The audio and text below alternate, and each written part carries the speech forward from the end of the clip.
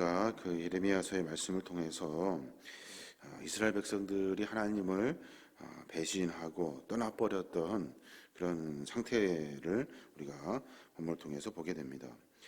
예레미야 선지자가 소명받았을 때, 그때 요시야 왕이 이렇게 집권하고 있었을 때인데, 유다 땅은 여전히 요시야 왕이 선왕이었음에도 불구하고 우상 숭배가 만연하고 있어요. 요시야가 그래도 선왕이라고 한 이유는 그래도 하나님께 돌아가려고 했던 여러 일들이 있기 때문에 그러죠. 그 전에 왕들, 므낫세나 아몬 같은 그런 왕들은 아주 숭악하기가 이를 데가 없어요. 하나님을 섬기는 이스라엘 백성들이 하나님의 은혜를 만나 많은 역사적으로 그 은혜를 누렸음에도 불구하고 그들은 한결같이 하나님을 헌시짝처럼 버려버렸다는 거예요. 그렇게 약속하고 서로 함께 살고자 했던 부부 관계도 참 어려운 일인데도 불구하고 다 끊어냈다는 거예요. 하나님이 남편이시고 우리가 신부인데 그런 여러 관계들도 다 소용없어요. 다 필요 없어요. 다른 남편 쫓아다니면서 행음하고 음행을 저질렀던 이스라엘 백성들의 모습을 지금 성경은 아주 자세하게 기록해 놓고 있는 겁니다.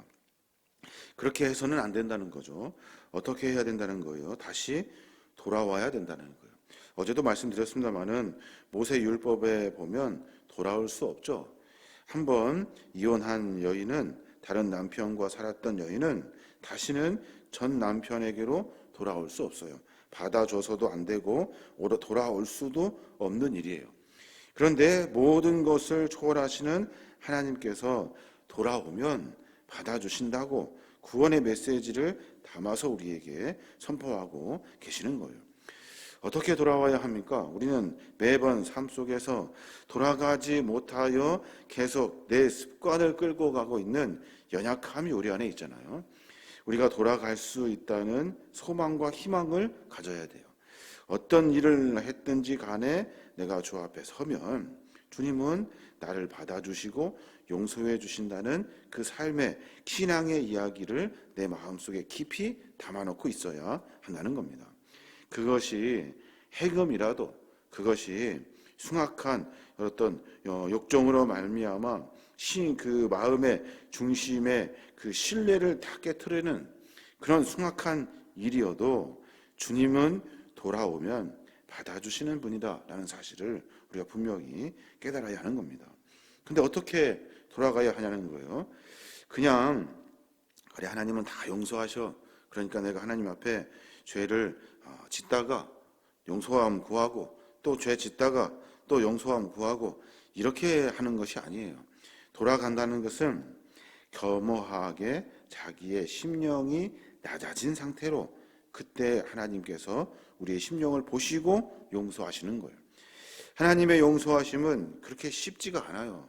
내 삶 전체가 이제는 바뀌어지려고 하는 그 상태가 아니라 완전히 바뀌어져서 내 심령이 전에 완악했던 죄악을 쫓아 살았던 교만의 마음에서 이제는 낮아진 심령으로 이제는 내 과거의 모든 삶을 돌이켜 하나님을 바라보며 살고자 하는 그 의지가 우리 안에 있어야 한다는 거예요.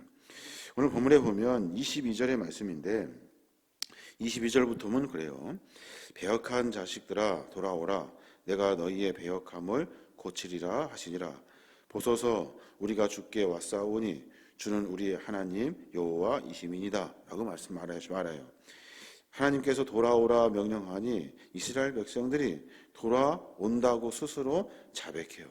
그리고 23절에 보면 작은 산들과 큰 산 위에서 떠드는 것은 참으로 헛된 일이라. 이스라엘의 구원은 진실로 우리 하나님 여호와께 있나이다 그래요. 작은 산들과 큰 산들이 위에서 떠든대요. 자기들이 잘났다고 자랑하는 수많은 일들 전부 다 헛것이라는 거예요. 구원은 거기에 있는 것이 아니라 하나님에게 있습니다 라고 하면서 자기들이 했던 죄악들을 고백해요. 우상 숭배했던 그런 숭악한 일들 거기에는 구원이 없고 진실로 구원은 하나님께 있습니다. 24절에 보니까 부끄러운 그것이 우리가 청년의 때로부터 우리의 조상들의 산업인 양떼와 소떼와 아들들과 딸들을 삼켰은즉이라고 말해요. 부끄러운 것이 뭐예요? 부끄러운 것은 내가 주님을 버리고 살았던 삶의 모습이에요. 부끄러운 그런 일들, 청년 때부터 있었던 일들, 우리 조상들 때부터 있었던 일들, 그 모든 일들이 그 우상을 섬기느냐고 양떼와 소떼와 우리 아들과 딸들을 우상들이 다 삼켜버렸다는 거예요. 이런 일들을 자세하게 지금 하나님 앞에 고하고 있는 거예요. 25절도 마찬가지죠. 우리는 수치 중에 눕겠고 우리의 치욕이 우리를 덮을 것이니 이는 우리와 우리 조상들이 청년의 때부터 오늘까지 우리 하나님 여호와께 범죄하여 우리 하나님 여호와의 목소리에 순종하지 아니하였음이니라. 그래요. 우리가 수치 중에 누웠대요. 부끄러운 일들, 하나님을 떠난 그 숭악한 일들 속에서 누우며 정욕에 빠져 살았다는 거죠. 치욕스러운 일들이 우리 안에 있었다는 거예요. 언제부터? 우리 조상 때부터, 그리고 내가 젊었을 때부터 계속 그 일이 있었다는 거예요. 22절부터 계속해서 이스라엘 백성들이 무슨 상태로 하나님 앞에 돌아가려고 하냐면 자기의 죄를 전부 다 내어놓고 이제는 산에 있는 그 우상이 아니라 이제 하나님을 내가 겸허하게 섬기겠습니다. 심령이 완전히 낮아진 자세로 하나님 앞에 나아가고 있는 거예요. 그때 하나님께서 이스라엘 백성들에게 선포하셔요. 그래, 이리 오니라 라고 하신 것이 아니라 너희들 회개해라 라고 선포하고 계시는 거예요. 그러니까 4장 1절에 그러잖아요. 여호와께서 이르시되 이스라엘아 내가 돌아오려거든 내가 돌아오라. 내가 만일 나의 목전에서 가증한 것을 버리고 내가 흔들리지 아니하며 진실과 정의와 공의로 여호와의 삶을 두고 맹세하면 나라들이 나로 말미암아 스스로 복을 빌며 나로 말미암아 자랑하리라 라고 말씀하셔요. 하나님께서 말씀하셔요. 너희들이 나의 목전에서 내 앞에 나와서 가증한 것을 버리고 그리고 흔들리지 아니하고 진실이 무엇인지 정의가 무엇인지 공의가 무엇인지 여호와의 삶 앞에 두고 맹세하며 너의 죄의 삶을 돌이키면 하나님께서 복을 스스로 받을 수 있도록 스스로 복을 빌며 나로와 말미암아 자랑할 수 있도록 하나님이 은혜를 베풀어 주신다는 거예요. 우리 인생을 가만히 되돌아보면 수많은 일들을 하죠. 여전히 내가 옳은 것처럼 잘난 것처럼 살아요.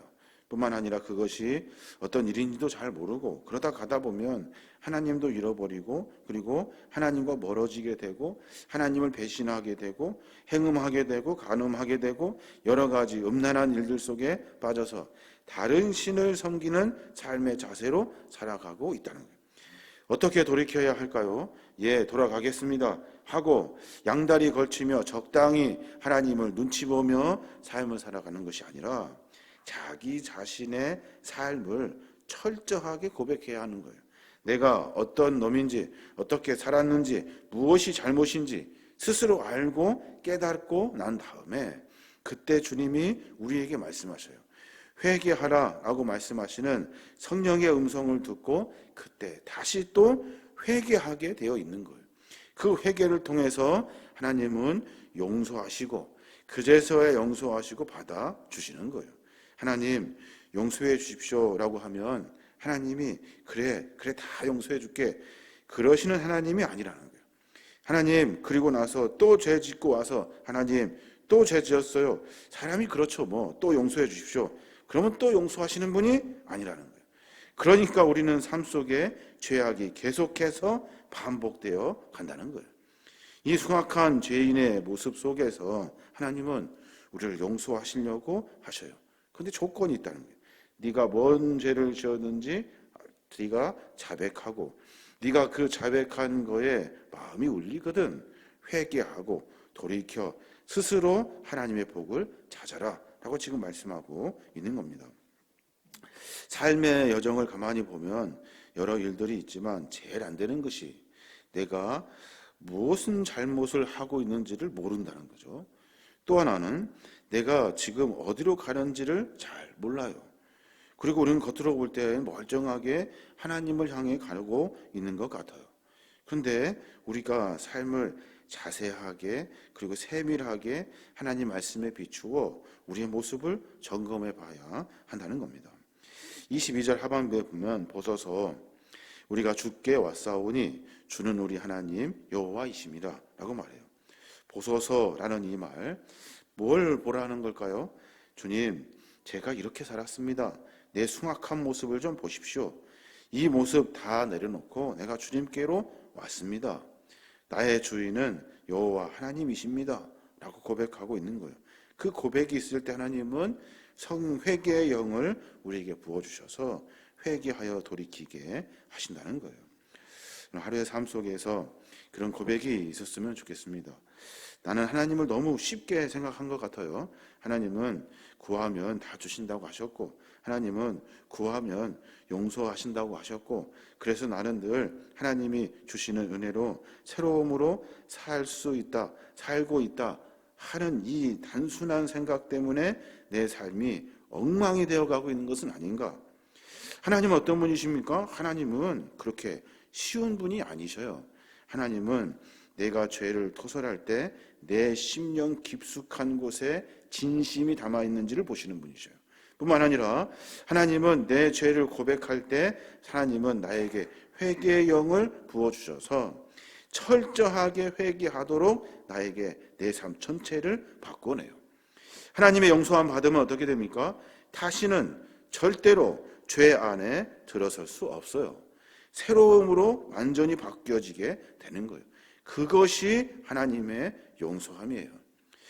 용서했는가 보다 하나님께서 내 죄를 다 사하셨겠지 하면서 돌이켜 똑같이 음란하고 방탕한 삶 속에 살아가는 것이 아니라, 그리고 나서 가끔 생각나서 하나님 앞에 죄를 토설하는 것이 아니라 내 심령 깊숙한 곳에서 나타나는 그 죄악의 모든 것을 다 토설하고 회개의 영을 부어주시는 회개를 할 때, 그때 하나님은 우리에게 스스로 복을 빌게 하신다는 거예요.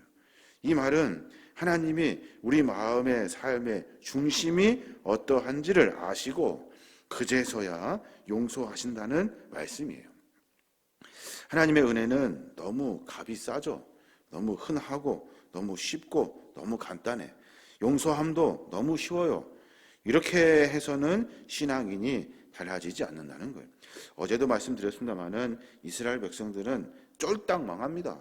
철저하게 무너집니다. 그럼에도 불구하고 하나님은 그들을 포기하지 아니하시고 지켜주고 계셔요. 문제는 그들이 진심을 다해 하나님께 돌아서지 않았다는 거예요. 이것이 가장 큰 문제예요.